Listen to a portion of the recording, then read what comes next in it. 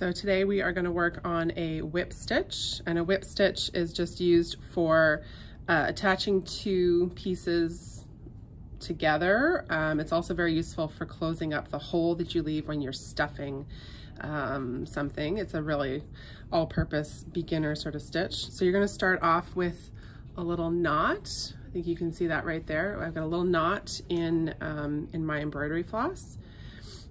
And you're going to start off with, you're going to bring your needle through from the inside, because what that does is it allows you to hide your thread tail, bury your thread tail on the inside of your item.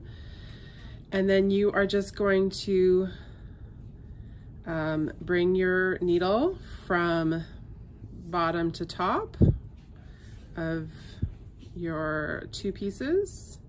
I'm going to try to make them sort of nice and evenly spaced. And it's a nice, quick, easy stitch to close up your gap when you're stuffing something, or for attaching two pieces together.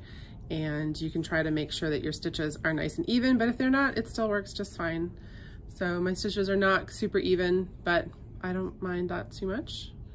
And you just keep going until you have stitched all the way around. And that's it. That's how you do a whip stitch.